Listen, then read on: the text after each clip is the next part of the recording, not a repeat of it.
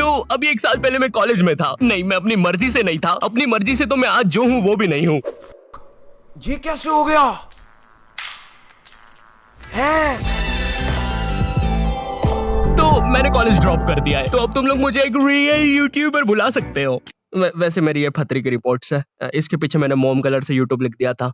मैंने पूरे 1 साल तक कॉलेज गया था क्योंकि मैं कॉलेज छोड़ नहीं पा रहा था कि कल को मेरा कुछ हुआ नहीं तो मैं ऑटो चलाने वाला ना बन जाऊं। और मुझे ऑटो चलाने में कोई दिक्कत नहीं है, लेकिन कल को अगर मेरा कोई बच्चा होता है तो तुम्हें तो पता ही होगा कि ऑटो चलाने वालों के बच्चे इंडियन आइडल तो जरूर जाते हैं। तो अब मेरा बच्चा इंडियन आइडल में जाके बोले,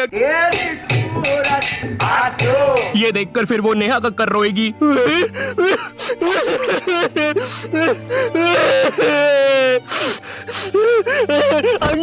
मुझसे बोला ना, पास मत आ। ये कॉलेज जाने से पहले ना हमको बहुत ज्यादा एक्सपेक्टेशंस होती है कि तुम्हारा कॉलेज वो नेटफ्लिक्स की वेब सीरीजों वाले कॉलेज जैसा होगा। तुम उसमें मेन कैरेक्टर रहोगे, तुम्हारा एक सफेद बाल वाला कूल सा दोस्त होगा एलेक्स। लेकिन फिर तुम सच में कॉलेज जाते हो और वहाँ पे तुम्हें सफेद बाल वाले एलेक्स की जगह लाल बाल वाला लक्की मिलता है। बोलो जुबान तीसरी। साला जब भी मैं बोलूं आधा कॉलेज लाल क्यों है? लाल है, सारा लाल है। अब चीजें और बर्बाद करने के लिए तुम्हारे पापा तुम्हें उसी कॉलेज के 2x2 के हॉस्टल में डाल देते हैं। वो हॉस्टल रूम में कुछ नहीं होता है सिवाय एक अधमरे से पंखे के। साले को जब चलाओ कोई से नए जानवर की रोने की आवाजें आती है। आधा कॉलेज तो इस डर में निकल जाता है कि अभी गिरेगा साला। कैसा पंखा है ये? ऐसे लग रहा है 5 की स्पीड करूंगा तो बोलने लग जाएगा। नीली परी पीली परी कमरे में बांधा है। इससे तो पागल।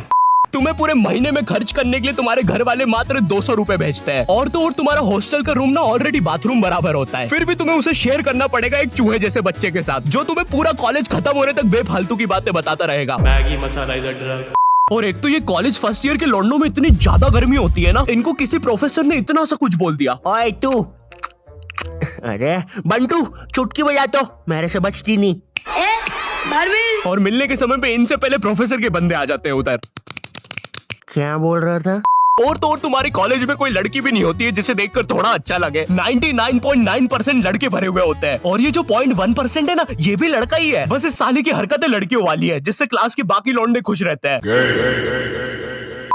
तो बचपन से मेरा मैथ्स बहुत ज्यादा खराब था। मुझे 9th क्लास में ही समझ में आ गया था कि मेरा मैथ्स में कुछ नहीं हो सकता। ओए सर, पागल हो गए हो क्या? मैथ्स में ABCD कहाँ से आया? नहीं, मैं केस कर दूंगा आप पे। मेरा वकील किधर है? आयु बेटे चुपचाप अपनी जगह पे बैठ जाओ, तुम्हारा कोई वकील नहीं है। अच्छा 2 मिनट रुको, अभी बुलाता हूँ।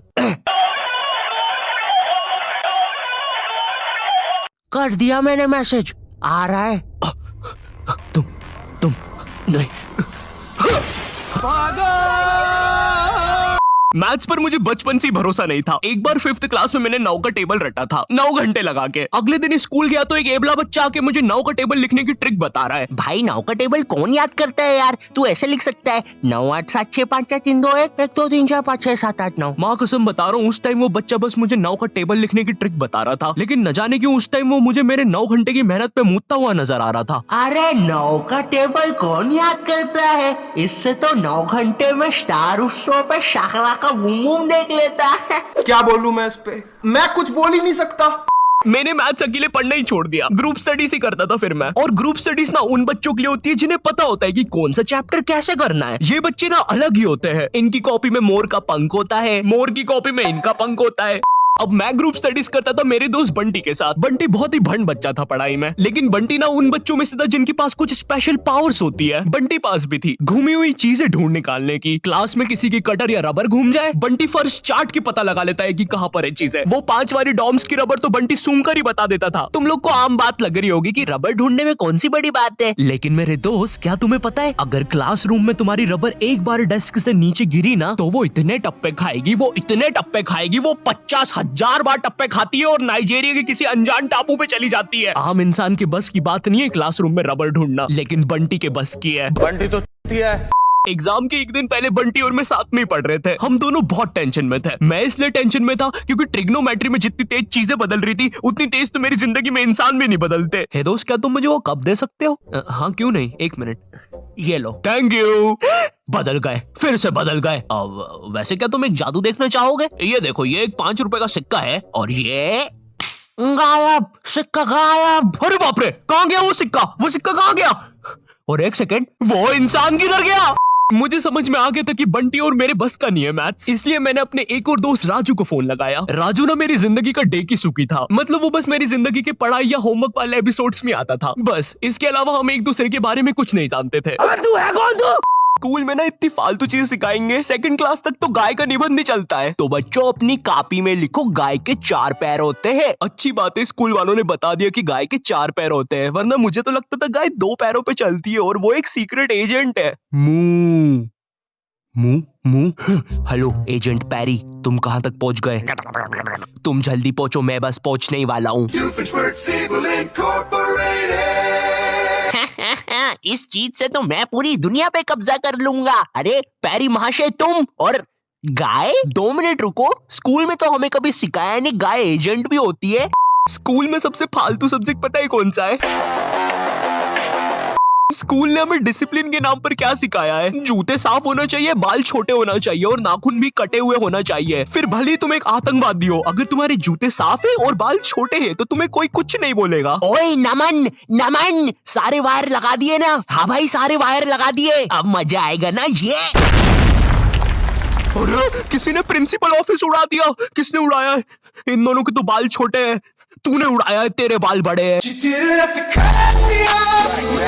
मेरी स्कूल में असेंबली के टाइम पर रोज बच्चों के बाल, नाखून और जूते चेक होते थे, और जिन बच्चों के नाखून या बाल बड़े होते थे या जूते साफ नहीं होते थे, उन्हें स्टेज पर ले जाके खड़ा कर देते थे ताकि उन्हें शर्म आए और वो अगले दिन से अच्छे बन के आए। पर पता है क्या, स्कूल के बच्चे बहुत अलग आते हैं, उन्हें नहीं आती शर्म वरम। वो बच्चे स्टेज के ऊपर से हाथ हिला रहे हैं नालायकों जैसे। विवेक, विवेक इधर, विवेक देखना इधर। अरे कौन भौंक रहा है ये बदतमीज? इसीलिए मैंने बचपन से कभी स्कूल को सीरियसली नहीं लिया। एनुअल फंक्शन नहीं होता स्कूल में, वो जिसमें बच्चों से ही पैसे लेके बच्चों को ही नचाते हैं स्कूल में, फुल बुगी बुगी बना देते हैं। हाँ वही, मैं उसको 3rd क्लास तक एनिमल फंक्शन समझता था। सुनाई दे रहा है, बेरा नहीं हूं मैं। तुम लोग कभी स्कूल में नर्सरी क्लास में जाना, नर्सरी स्कूल की सबसे बेस्ट जगह है। कभी भी तुम्हें गुस्सा आए तो जाके नर्सरी के बच्चे पर निकाल दो, बेचारों को बोलते तो आता नहीं, किसको ही बोल देंगे। अबे और भाई यहाँ की टॉयलेट, ये बस टॉयलेट के लिए यूज नहीं होता है। अरे तुझे श्रेया का नंबर याद है क्या? चल मेरे साथ। कहाँ? अरे बाबा यहाँ तुझे किसी भी लड़की का नंबर मिल जाएगा। श्रेया अग्रवाल, श्रेया बंसल, श्रेया शर्मा, श्रेया राजा ने मिल गया। अरे लेकिन ये तो बंद है। अरे तो टेंशन की क्या बात है, इधर आइए ना, इधर बाकी नंबर भी है, चेक करिए। श्रेया जियो, श्रेया एयरटेल, श्रेया आइडिया। हेलो श्रेया। हाँ बोल। मरा कैच मारी हवा में सवारी, छोरा करा मोटा आरा पीछा गोदरेज बारी, भर गैर चलेरा गाड़ी तभी बोल जोरी बारी, मारा गेम अलग इसी शाड़ी मौत बेच मारी, मरा कैच मारी हवा में